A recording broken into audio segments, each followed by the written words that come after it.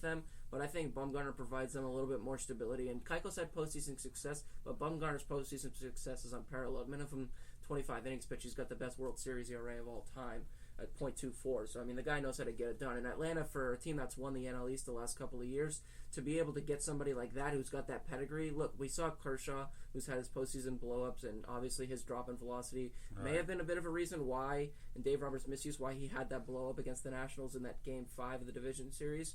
But Bumgarner is the kind of guy who I don't think that notion applies to, because throughout his postseason, if you don't remember, Game 5 of the World, no, it was Game 4 of the World Series. Bumgarner's 20 years old, and what does he do in Game 4 against the Texas Rangers, a team that was heavily favored to win that series? He goes down and he throws 8 shutout innings against the 2010 MVP Josh Hamilton, against Elvis Andrus, Nelson Cruz, who had a historic postseason.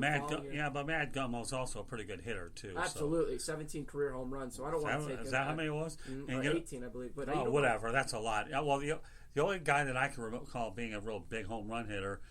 It was Mike Hampton when he went to Colorado. Yeah, and with the famous quote, "I'm going there for the school system." No, you're not, Hampton. Yeah, Hampton won 5 Silver Sluggers awards. Funny enough, who was another great hitter, which was he was before our times, but he's in an article that I wrote in the Tribune called, which I'm doing in the off season. I'm taking advantage of it because I like to do contextual stuff. It's pitching by eras, and I talked about the best pitchers of the 1930s. And one guy I mentioned there was Wes Farrell, who I believe was number 3 on that list as far as pitcher war is concerned for the 1930s. Wes Farrell actually owns the career record for home runs by a pitcher, 37 home runs as a pitcher. Warren Spahn, funny enough, is second. He has 35. Warren Spahn, also a good hitter in his own right. Obviously, there's a myriad of good hitters now, and we talk about the idea of pitchers getting the bat taken out of their hands with this universal DH. But yeah, if you put Bumgarner in the American League, you're going to take something out of your lineup. Well, not necessarily out of your lineup, because he's one of those 3 true outcomes pitchers. He'll hit for power for you occasionally at the pitcher position as an offensive player, but he's prone to strike out a lot. So, you know what? I want to see him in a National League team. I'm not going to like seeing him if he goes to the NL East and faces my Miami Marlins, because he has a pretty good history against them, and he dissects them, especially given his low 3/4 arm angle and his good breaking stuff. Right. I like that. But as far as the Will Smith move is concerned, I think it's important. Smith, by I believe the metric was fielding independent pitching, was its adjusted ERA minus your home runs and adjust for ballpark factor, was best among all relief pitchers in baseball in 2019. And when you put him in a bullpen that has already Mark Melancon, who we saw have a resurgence with Atlanta after some struggles early on in San Francisco when he signed the 4-year deal for $62.5 million before Jansen and Chapman slashed that up a couple of days later that offseason. I think it makes sense. Look, Smith will be your setup man. He did it in Kansas City. He did it in Milwaukee, and he was a fantastic closer in San Francisco. So why not? I mean, look, Atlanta needs a strong bullpen to complement a very good young starting rotation. Yeah. Obviously, you have guys like Sean Newcomb and Mike Foltynewicz. You have Mike Soroka, who finished second Rookie of the Year. So they have the makings of a pretty good team. I think if there's one team right now do we foresee as the next upcoming dynasty, and you can get back to me on this because we know what happened with Houston and their shenanigans, I think it's probably a team like the Braves. They just have the nucleus there. Obviously, Acuna and Albies, those guys on the position player front. Yeah, I think the Braves are definitely a team to watch, that's for sure. Again, are they a player away or two? Mm-hmm. The only time you ever really spend any money is if you think you're a player away or two. Yeah. Don't build your team around spending a lot of money. You just don't do it, especially with these economic times and where everybody's trying to get near below the luxury tax threshold. Yeah, the Acuna and Albies deals were steals. Acuna, who was a bona fide MVP candidate for most of this year had he not gotten hurt, he finished shy of a 40-40 season. They got him for an extension. The guy's 21 years old, 8 years, $100 million. We know that if this guy's 21, he's only going to get better. He goes to free agency, he's going to make a hell of a lot more money. And then Ozzy Albies, 7 years, $35 million. You have to understand that it may seem like you're robbing these guys of millions of dollars, but when they grew up, as kids, they never had nothing growing up. They had little to nothing. Right. So to give them guaranteed money that their families will never have to work again for the rest of their lives, it's a perfect incentive on the Braves part. And then it also locks up core players and buys out some of their free agency. Right. So I think it's smart. Works on their end. I applaud Alex Anthopoulos for the job that he's done over there. I think he's done a terrific job. Josh Donaldson was a great, obviously a great signing for the 1-year deal that he was there. He rejected the qualifying offer today, if we're on the subject of that. So I could see him possibly playing somewhere like Texas, a team that may need a third baseman given their offensive woes. Could be the New York Mets. Look, they have Jeff McNeil, fantastic player who gives you the option to play multiple positions, and you have Robinson Cano for 3 more years at second base. Right. But, wouldn't you want a guy like Donaldson who hits for power, and he knows the division, obviously, because he played there last year? Well, you would think that if there's perception, there's reality. That's the way it is when you know the division like you do. Familiarity is what it is. But, it's, again, you know what? You're talking hot stove right now, okay? Mm-hmm. So, what are we, November 14th? Mm-hmm. We haven't hit the baseball winter meetings yet, even though Tony said, DeMarco said but it'll be a slow-moving off-season. It will. So. Yeah. But it gives you something to talk about. It keeps you in your comfort zone for a while. Well, hey, look, if you want to talk some football real quick, one of the games that we have coming up, I believe the Sunday night game is Bears and Rams. Right. Talk a little bit about that with me. I mean, look, when I look at Mitchell Trubisky, I like the guy, and I believe they gave him a 3-year extension, upwards of $60 million about a year or so ago. Right. But when I watch him, and Chris Collinsworth pointed that out, and if there's an analyst right now that I have more respect for than Chris Collinsworth, his name is Tony Romo. But Collinsworth made the point that Trubisky, as good as he is, he's got heavy feet. I think he relies too heavily. He's too stiff on the ground. He likes to bust out and run a little bit every once in a while, but I don't know, man. I think, but really, who's going to win that game? Jared Goff, they're surprised. Well, it's funny how you talk about that. So now that you brought it up, I think the only way that I can define that game is you have two underachieving football teams. You really do. I mean, bear in mind, the Rams just came off a Super Bowl appearance, and the Bears were a missed field goal away from going deeper into the playoffs. Their field goal, their kicking game failed them. But, yet meanwhile, that figures to be a slugfest or a defensive slugfest. We don't know what we're going to see out of the Rams that night. So yeah, and the Bears defense, I mean, it started off so hot the first couple of weeks of the season. I know because they were my fantasy team. In the first week, they forgot who they played week one, but I think it was Green Bay. And Green Bay won that game, but they played a strong game throughout. It was very close. It was like I was watching a baseball game. Right. Very close game. But yeah, Goff to the fact that we were just talking about him. I think there's something about losing a Super Bowl that tends to mess with the psyche of quarterbacks. And let's look at it. I actually have right down here the starting quarterbacks who have lost the last 4 Super Bowls. Okay, go ahead. Right, so Goff, obviously. They're 5-4 right now, but we saw that game earlier in the season when he dropped back 64 Yeah, but they times. always call it the Super Bowl hangover. So, go ahead, though. You got Goff as one. Goff is one. I mean, look, Brady, I mentioned the term dirty water before. Belichick's probably, he's drinking 75 green juices a day or whatever Alex Guerrero, his trainer's having him do. So that's an obvious, null topic because given the fact that he won and beat Goff in the Super Bowl. And then 2017, Matt Ryan. Matt Ryan as a starter this year, Scott, is 2-6. They picked up a good win against Drew Brees and the Saints. A surprising win. They actually had 7 sacks, I believe, in that game. And in those last 7 weeks, they only had 6 sacks total. So he's another one, though Ryan has still looked good. And obviously somebody we talked about early on in this program's inception is Cam Newton. Cam Newton obviously has that Lindsfrag problem in his foot, so he hasn't been able to play. And I think you and I can agree that Cam Newton's time, since that MVP season, it's just been diminishing returns the last couple of years. I got Candy standing right by me. She can agree.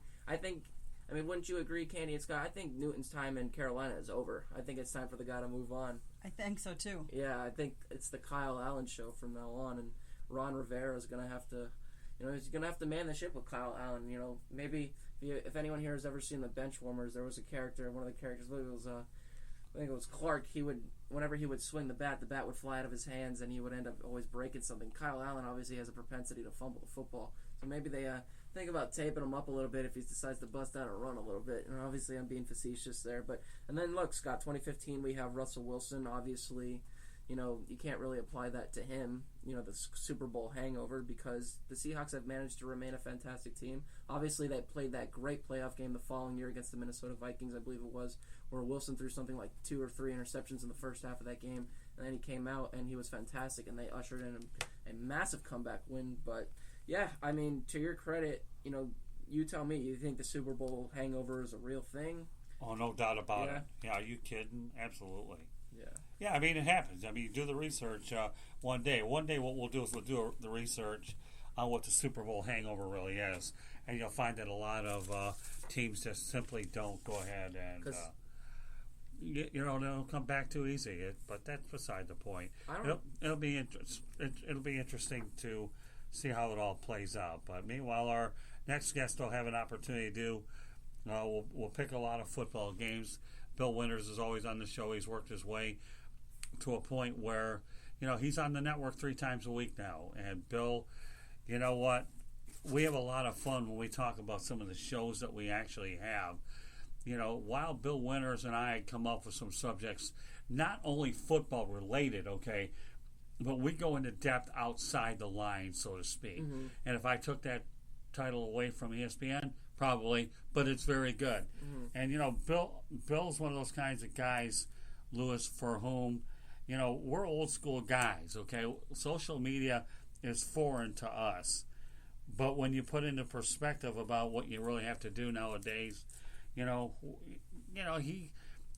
knows exactly. Don't press send, and yet, well, you know, we always pick on him, and I pick on Baker Mayfield or whoever we do, and you know, he brings it to us, and he'll have an opportunity to get into some playoff stuff for sure. The great thing about having Bill on is we always get to hear. I mean, look, we're not trying to be uber political here. I think that's for obviously Motormouth and Mad Dog. You tend to talk a little bit about that, and Real and the Rare. You do a little bit of political and socially conscious stuff. But I think Bill tends to bring a lot of that cool stuff out too.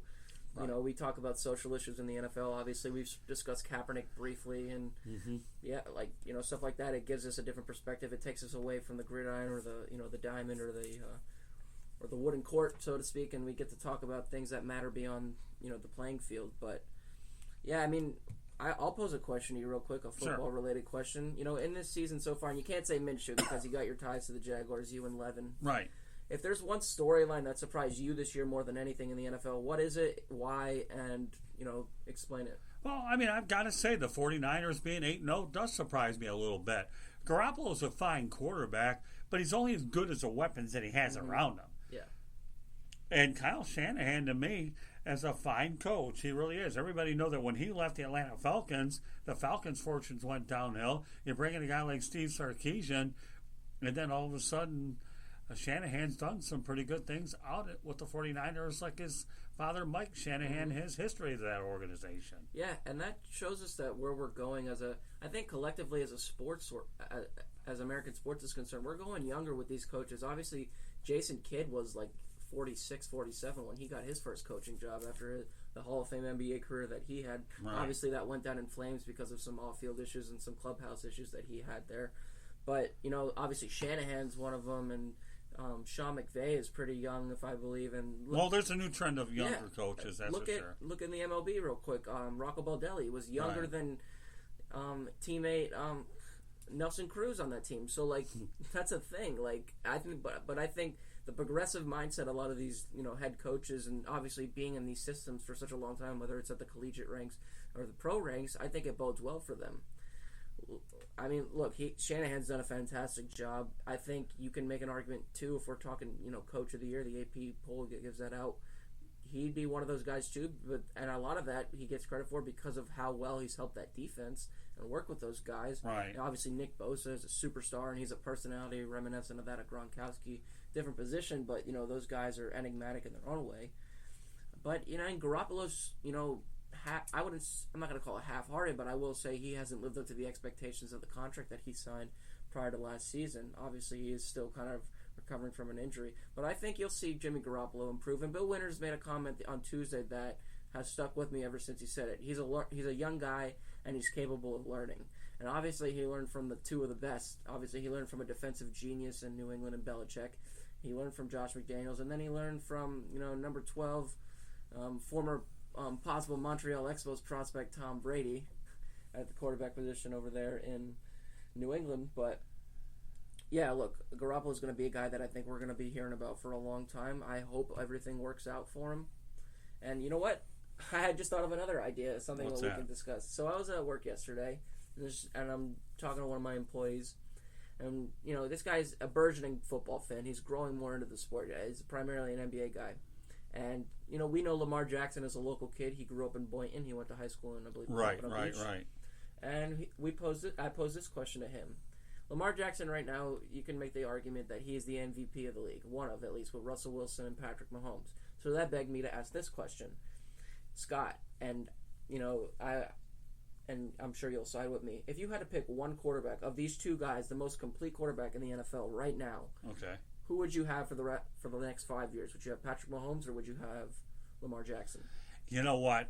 I would have to go Patrick Mahomes because I don't think that these mobile quarterbacks are built for a long term with the pounding they take. And I feel like we should ask Bill this question too because he obviously you might be able to do that. We'll see if we can get through the